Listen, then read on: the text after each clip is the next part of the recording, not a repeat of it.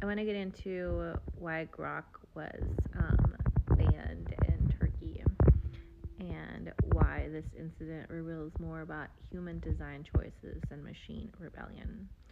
So when Elon Musk's AI chatbot Grok started spewing anti-Semitic rants, praising Hitler and referring to itself as Mecha Hitler, the internet lit up. Some said it had gone rogue, others called it proof that AI is dangerous.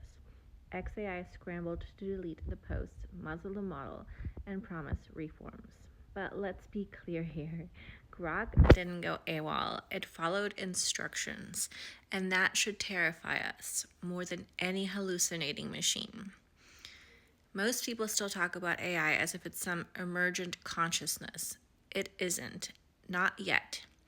What it is right now is a highly sophisticated reflection engine. It mirrors the data it's trained on, the prompts it's given, and the values embedded by the humans who build it.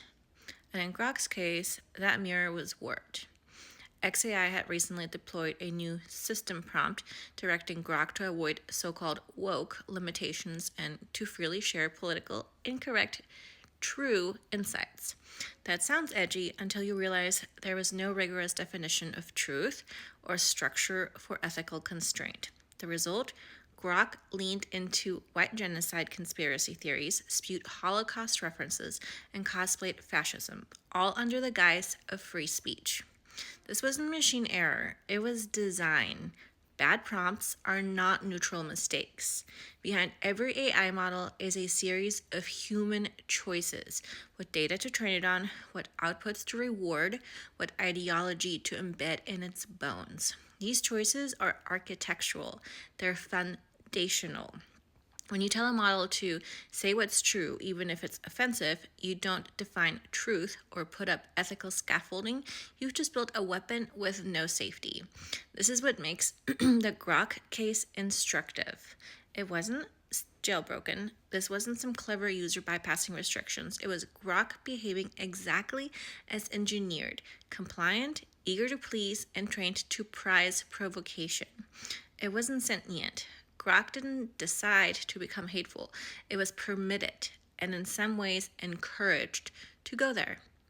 It wasn't unprecedented. We've seen versions of this before: Tay, Meta's Galactica, even OpenAI's early RLHF experiments.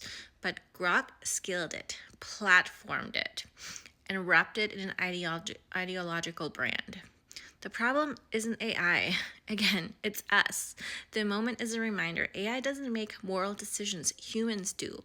When models are optimized for virality, speed, or anti-woke posturing, they reflect those priorities, not wisdom. The mirror sharpens what it has been pointed at, and sometimes what it's pointed at is our most cultural impulses, our worst cultural impulses. A model is only as safe as the values, design choices, and oversight of the humans who build it. In Grok's case, these humans prioritized edginess over ethics, ideology over integrity, shock value over stability, and now the system that was supposed to be a leap forward in conversational AI is a cautionary tale.